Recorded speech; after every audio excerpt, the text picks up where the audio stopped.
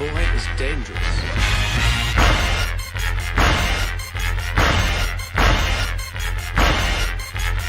Bad feeling about this.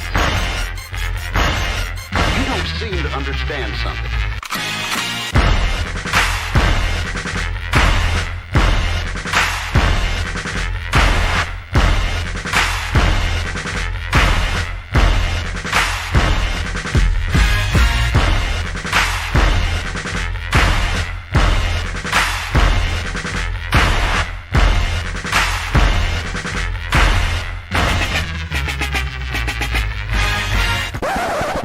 The thing that I like most about being a dad is that I see that I'm about to impact the world.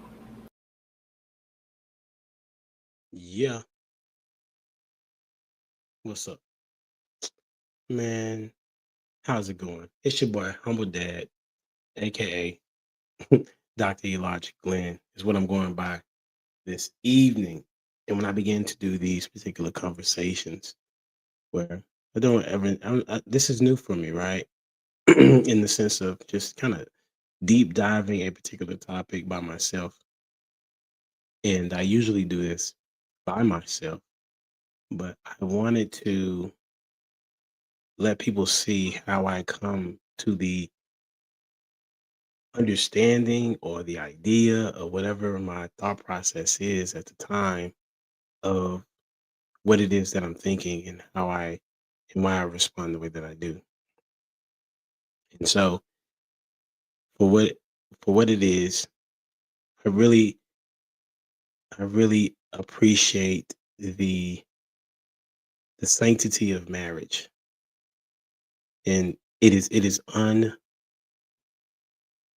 unfortunate that where we are in society today, that there are people that do not see marriage as what God has designed and what it looks like when He is in charge and in control.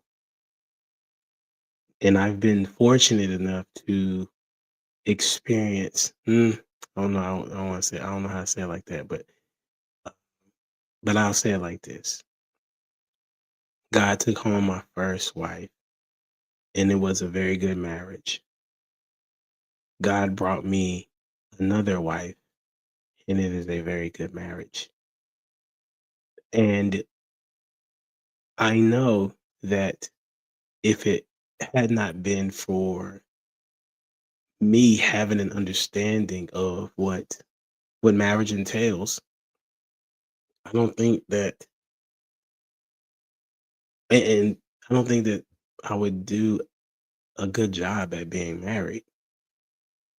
And I think that for me, I don't even like saying that because obviously it's for me. I'm saying people need to be married. He did not create us to be alone.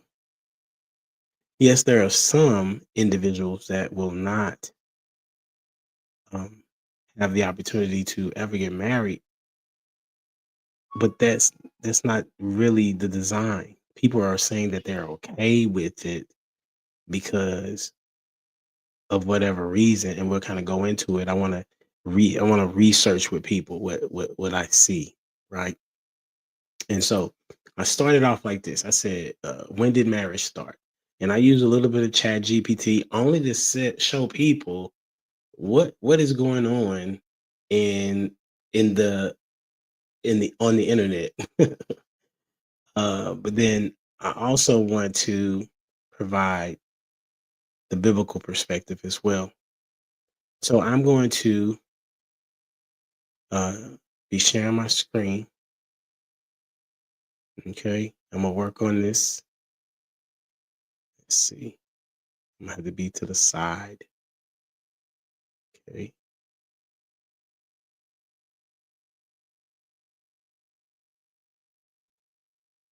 there we go. That's not gonna work. Let me go back.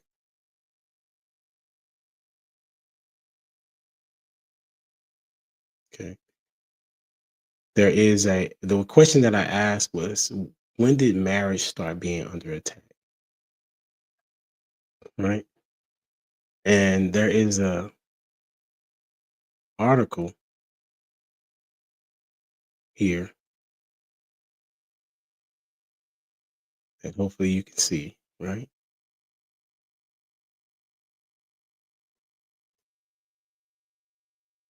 See if I can make it big. And it says, according to historical analysis, significant critiques of traditional marriage started to emerge in the late 18th and early 19th centuries with the rise of feminist movements, particularly with writers like Mary Wollstonecraft, who challenged the idea of marriage as a form of legal prostitution for women. However, major societal shifts regarding marriage, often considered attacks on the institution, are widely attributed to the feminist movement of the 1960s and 70s, which coincided with increased women's workforce participation and changing societal views on gender roles, leading to increased divorce rates and a reevaluation of marriage structures. Interesting, right?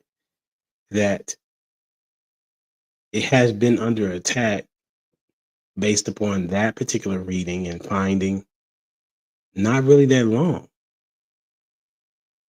1960s is 65 years ago.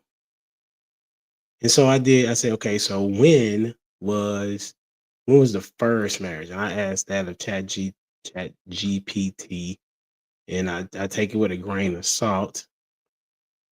And it was interesting what it said versus based upon what the Bible says. It has early origins of marriage. One, it says prehistoric partnerships. Early human societies likely formed pair bonds for survival and cooperation. These partnerships were informal and not governed by laws or rituals, but centered around mutual benefit, procreation, and resource sharing. And what you see is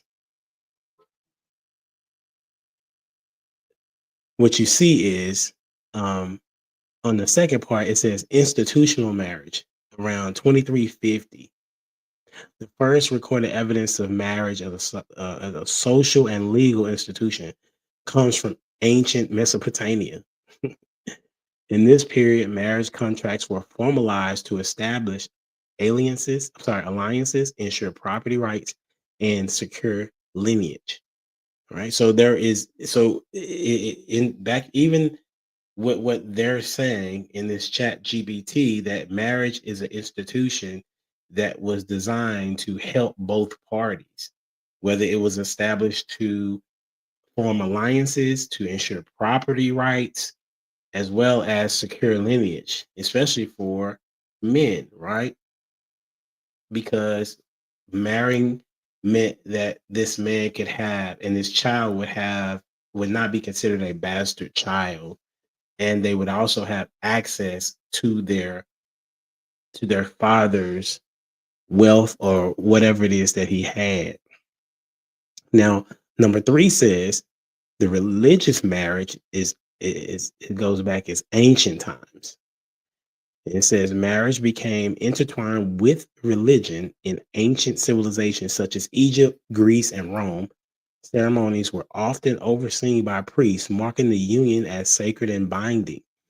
Biblical accounts in the Judeo-Christian tradition, the earliest mention of marriage is in the Bible's book of Genesis, with Adam and Eve described as the first couple. This account is theological and symbolic rather than historical, which is not true, right? If you this and that's the challenge that I have with Chat GPT, is because it is I believe that it goes against the Bible in some degree. Okay.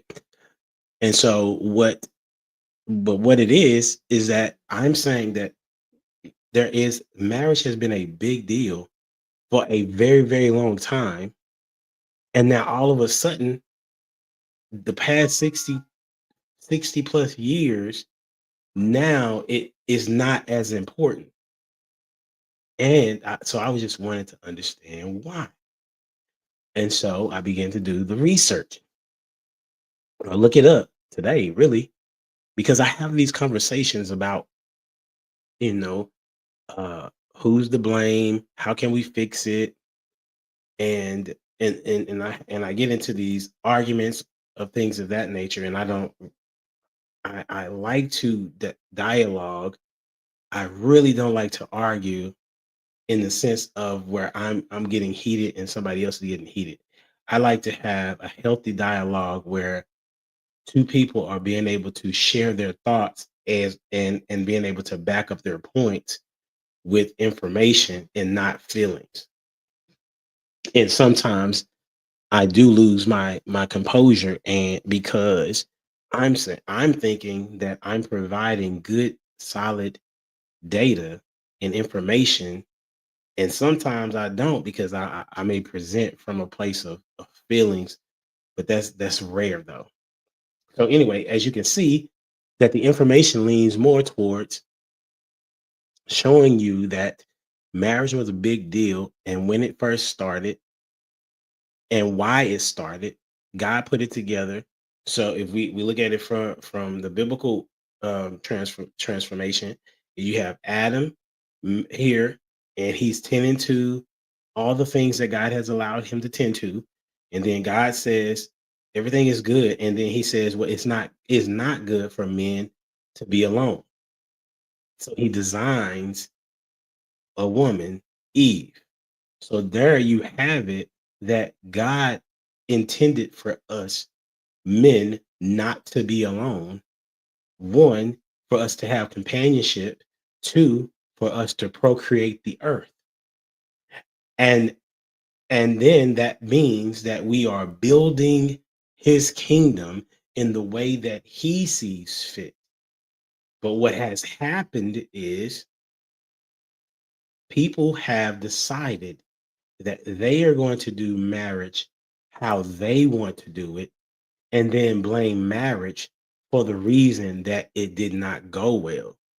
When in fact, the reason why it did not go well is not because there is a marriage, but it's because the individuals inside of it are not upholding what the description, as God would say, it takes to be married. So as we go further now, the purpose of the early marriage church, early marriages, it says it was for economic and political alliances. This is not necessarily biblical. This part, this is outside of the Bible, but some can connect the two. There's an overlay, if you will. In many societies, marriage was less about love and more about securing alliances, land, and inheritance. Okay, once again, this is from Chat GPT when I ask a particular question. Another reason, once again, that I told you before was procreation. Marriage ensured legitimacy of offspring, excuse me, and continuity of family lines and social structure. Think about that. So this is big. Social structure. It organized society and defined family units. Okay, let me go over here to so you can see. Okay, I'll share my screen here. Screen here.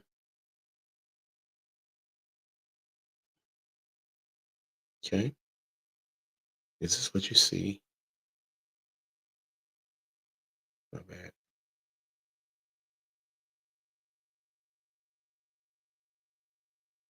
I apologize.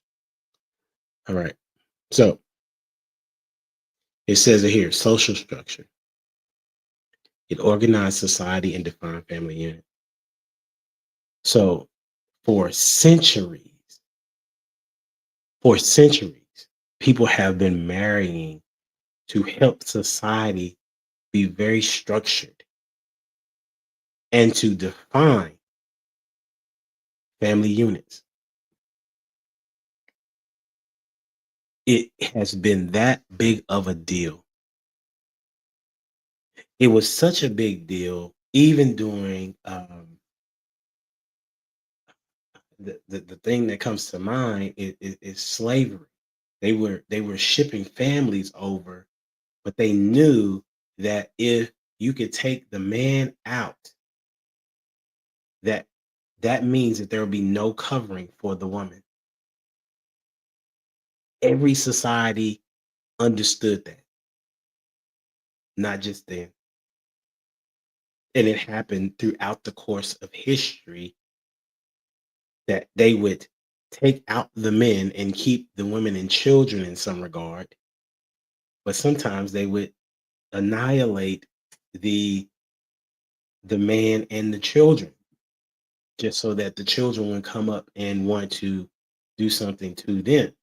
That's how big a deal marriage has been. Not until we get to these 60 years where we're having individuals think that marriage is not for them. Because why?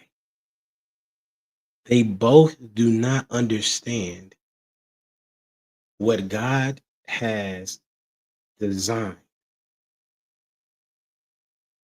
And because they have decided that they think that the Bible is outdated as it relates to how a marriage should be ran, they decide to do all the things that married people do. But then you have the people that say, well, I don't want, I'll be married, quote unquote, but I'm not going to sign a paper. And it's like, okay, then how do you propose? Then how do you connect the definition of to what you have as marriage? So then I would do what? I would look up the definition for what is marriage. And it'd be interesting what it is in this day and time. What is marriage? It says marriage is a socially and legally recognized union between two people called spouses. It is a cultural universal, but the definition varies across cultures, religion, and time. Right? But it's a union. It's socially and legally recognized. So you cannot say I want to be married, but I don't want the courts to be intertwined. Then you do not have a marriage.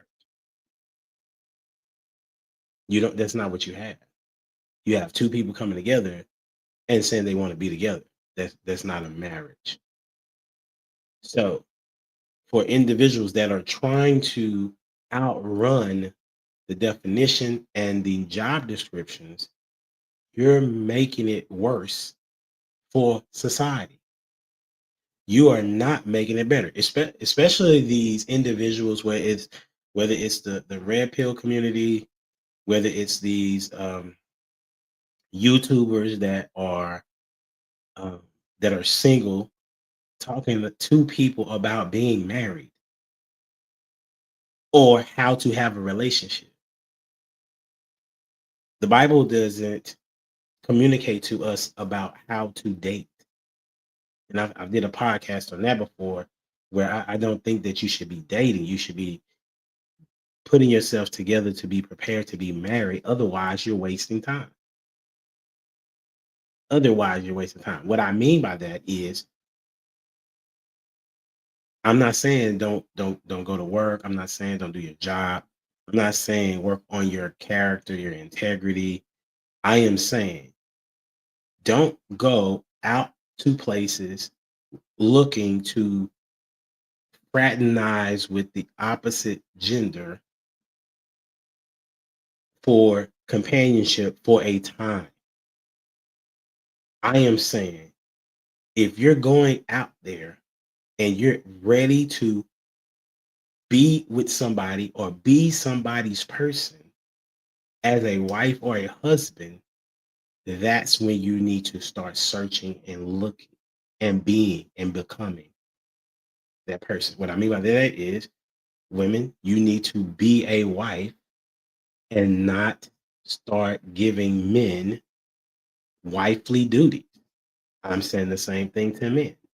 Do not go out here giving women husbandly duties or husbandly things. And there are a few things that you can do to show her that you are husband quality. But if she is not a wife upon the first time you meet her, you should let her go. If he is not a husband in the first conversation that you have, you should let him go. We're wasting a lot. We've come to a point where this feminist movement, according to what I read to you earlier, has destroyed the mindsets of men and women. Because it was, as my homie Dad said, it was men that said, "Oh, okay, cool," to the feminist movement. But then it was women that initiated, and now that they have that power, now they don't accept the responsibility of some of the things that are going on right now as it relates to tearing apart the family. So it was a woman from the jump that wanted to change what marriage looks like. And so now I had asked a question such as what is the percentage of marriages in the United States? And as of 2021, according to CDC, 5.1 marriages per 1,000 people. Okay. The percentage of marriage individuals, approximately 48 to 50% of U.S. adult population is married. So it's saying right now it's about 50% of people are married, adult population. And it's higher in certain demographics than there is in other demographics. Black people have it the worst and seem to be the individuals that are still saying, not still, are the ones that are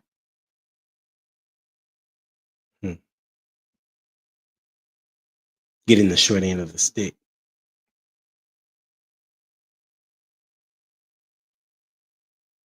We are getting the short end of the stick because our families are not intact for the most part. And the reason why our families are not intact is because we've heard that, or we've believed the lie that we don't need to be married.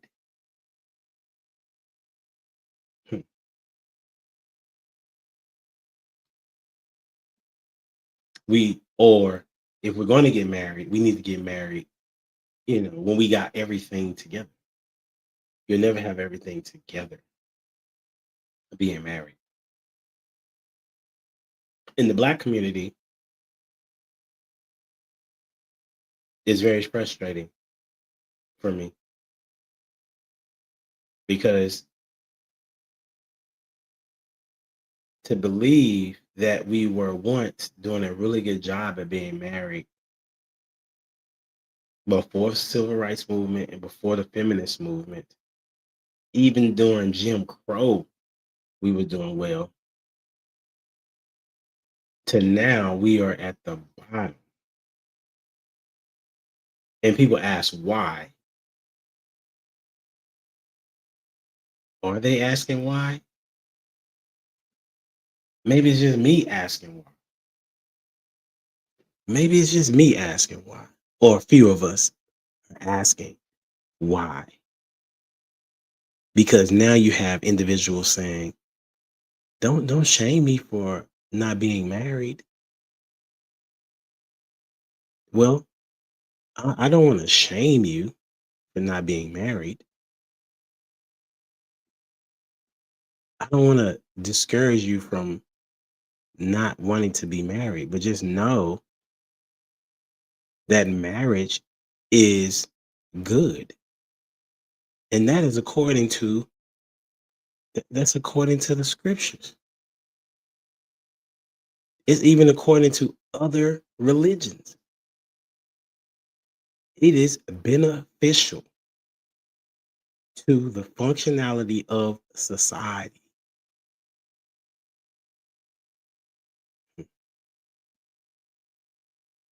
Marriage is beneficial for societies to thrive. Black people, you talk about this wage gap. Y'all don't really care about the wage gap. It's enough to like fix it. Part of the wage gap has to do with you being married. It has to do with you being married. And when you are pledging to be single or being single but doing everything that married people do, you are a part of the problem. If you are married and you're not trying to help people see that marriage is beneficial, you are one of the problems.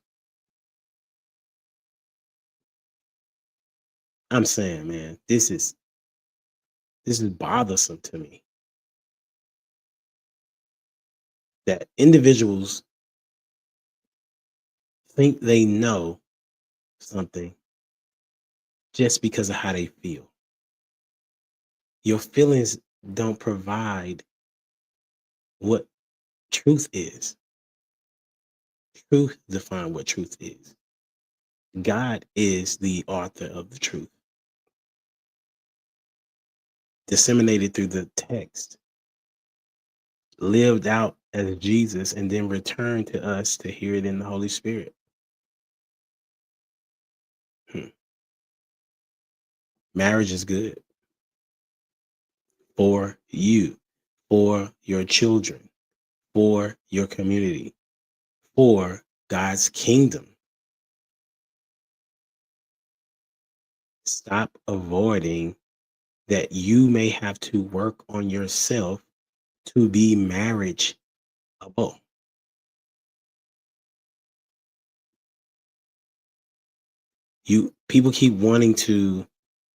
Some people keep wanting to say this is what they want in a partner, and that's good. What are you bringing to that partner? And every partner is different. It shouldn't be that I want someone that's just going to lighten my load.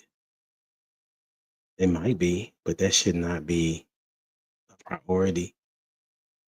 The priority, you should be coming in to say, how can I make that other person's life better?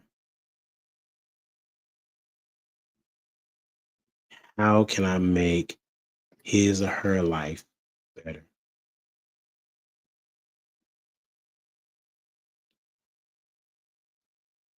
You got to be an individual that can get beyond yourself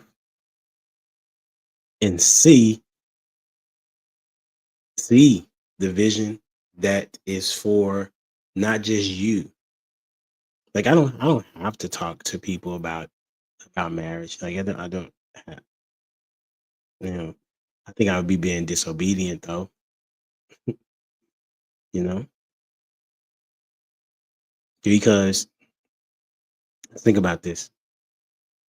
If the majority of the Black community, let's say 60% are married and raising their children, you would see a lot less negative things.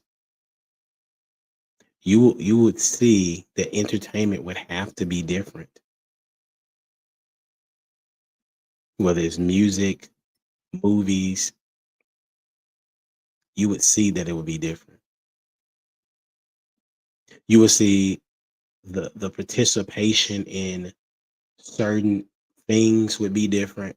It wouldn't just be the norm of being a athlete or being on the cheerleading squad. It would be you would see boys in baseball, you would see boys in Boy Scouts, you would see boys becoming men at a better clip than what you see as now.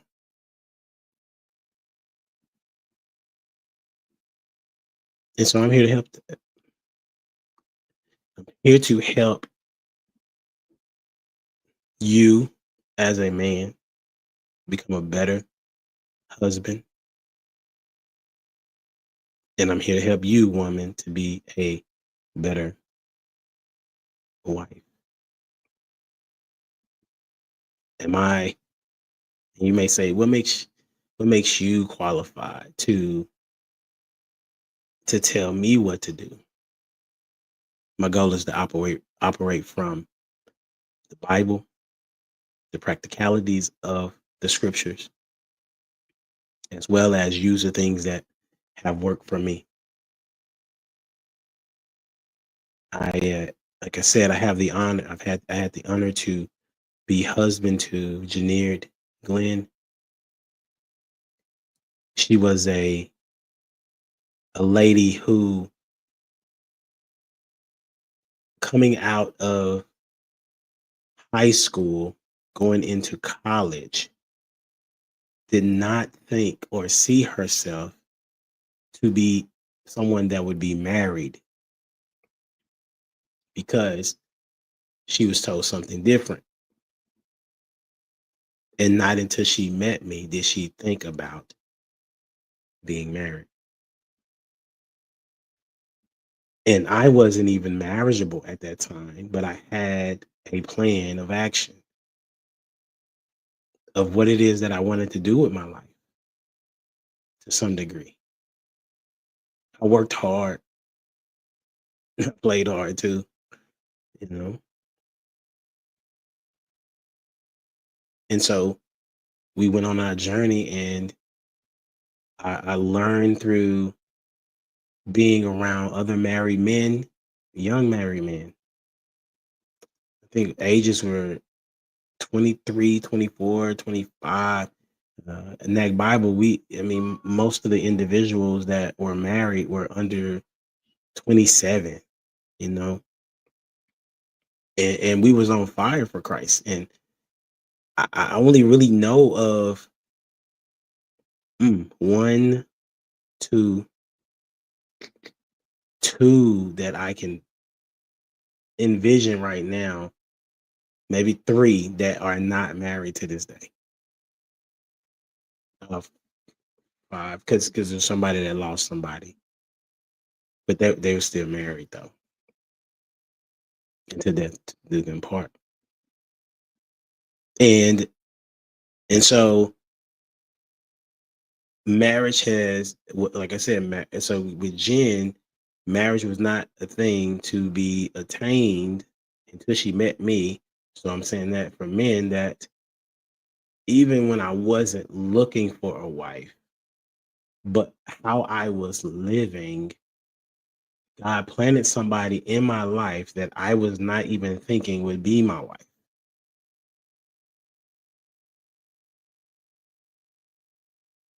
And we worked on our marriage, and we had some struggles through our marriage, but we kept Christ first.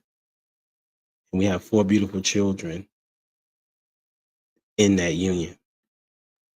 Fast forward to her having to leave this earth, or her leaving this earth. And then me having to get back into this space where I was very, very uncomfortable. I was uncomfortable with the idea of having to change who I was, having to recertify myself as being single, and now single, raising 4 children, that are grieving, and then I was grieving as well. And my mindset knew that I am a husband and I cannot. I went into the streets for a little bit, and I was like, I cannot do this. This is not going to be helpful for me or my children. And I told God, just telling you what I did. This is how big of a deal it was for me to be married.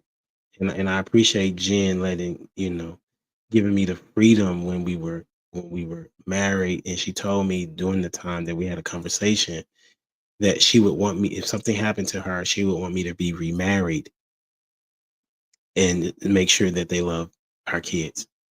And she was serious. I remember that face. And so that's what I did. I said, God, this is what I want. I wrote it down. I said, this is a needle in a haystack. I don't know how you're going to bring me this, and I don't know when. I just know that I cannot be out here doing the things that my mind wants to do.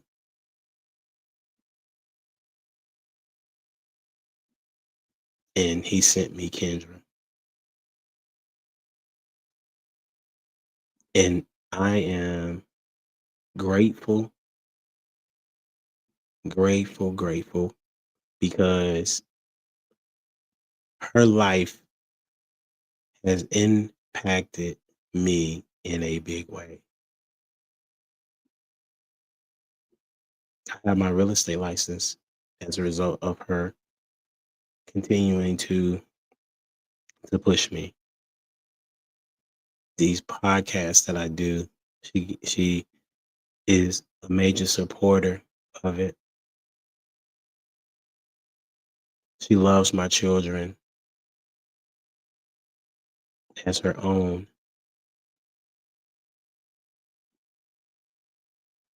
She energizes me.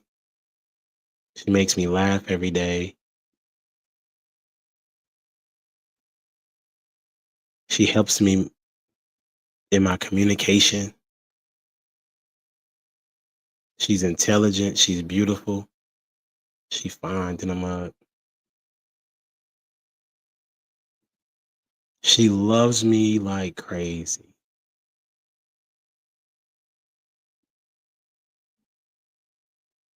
And she loves God. And so she wants the marriage to work as well. And so what do we do? Or even before that, how did I get to that position to where I was ready? The counselor helped me with my grief. He had experienced the same loss, so he walked me through it. I did video vlogs or vlogs about my grief, about my desire to want to pursue someone. I talked to my children about what I was thinking about pursuing someone. I had 2 friends that I would speak to about what was going on in my mind, and talking to them about who Kendra was and how I was going to be moving, or how I was moving, or how scared I was to even have her in my life or even lose her once I did have her, I had a mentor who's been married like 60 some years, and I would ask him and still ask him, how can I get better, or what am I doing wrong? I don't understand how to do this. I'm having to be somebody different for somebody else, and that was a challenge for me. But I knew, and I still know, that marriage is the better option.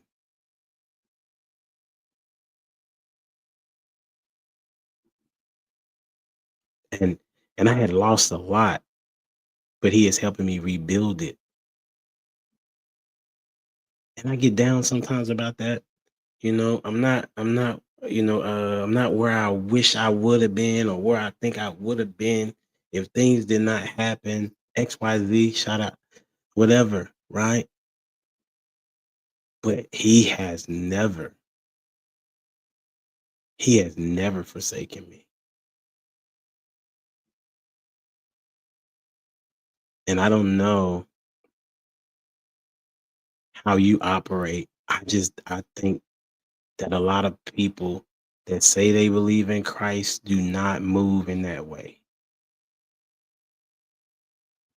They think that there doesn't need to be any change in them, and Christ is just going to provide somebody for them.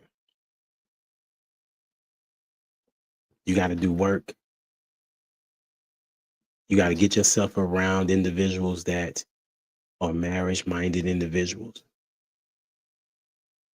You got to block out the noise that says, "Oh, I got to be on my purpose."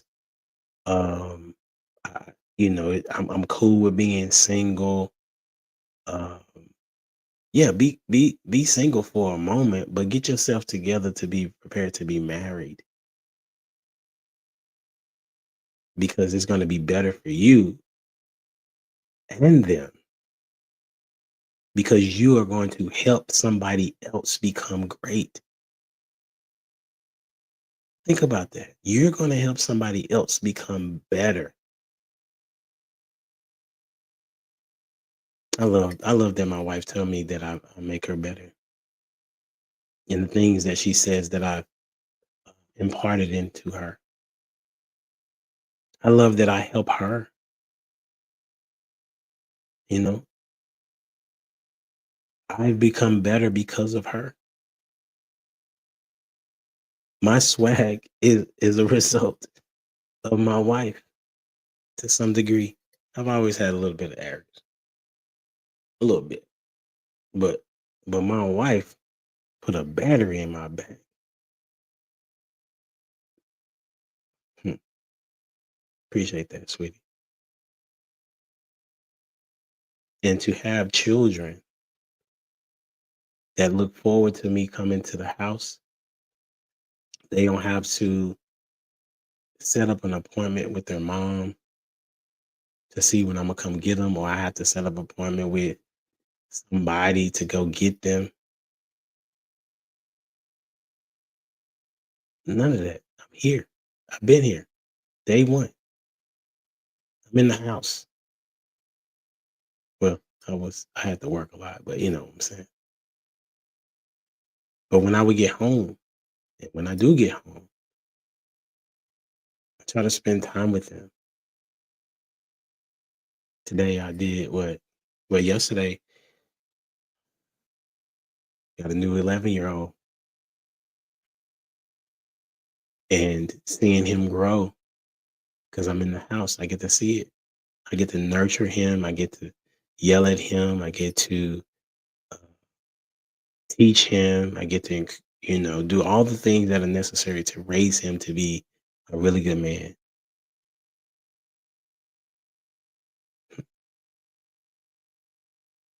Went to eat lunch with him, me and Kendra. Ate lunch with him at his school. He appreciated that.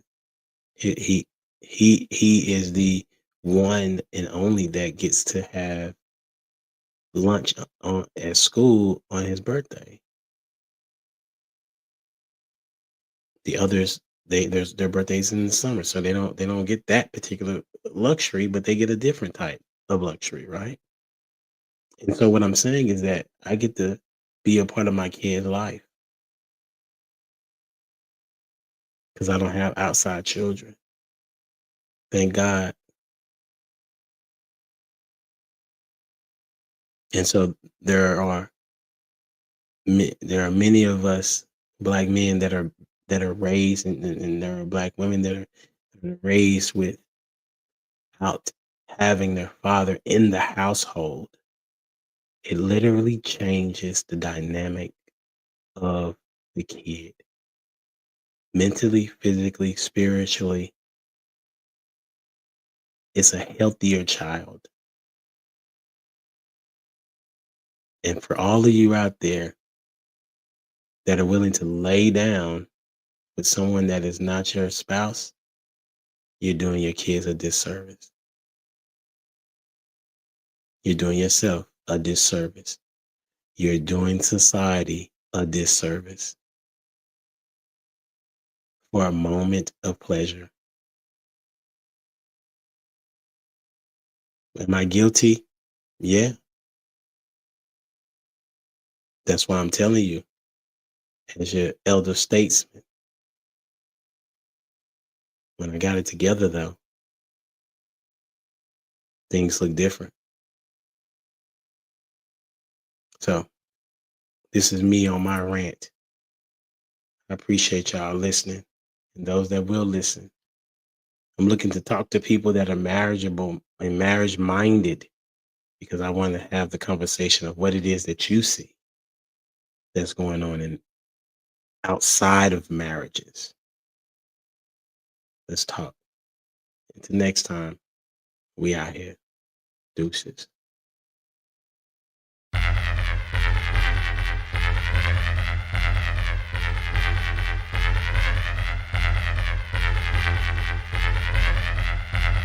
The boy is dangerous.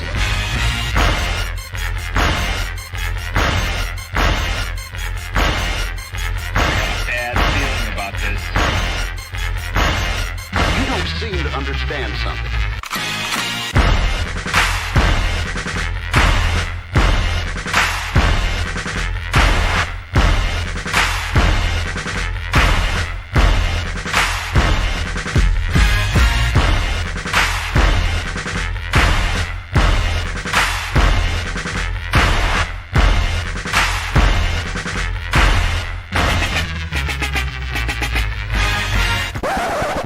The thing that I like most about being a dad is that I see them about to impact the world.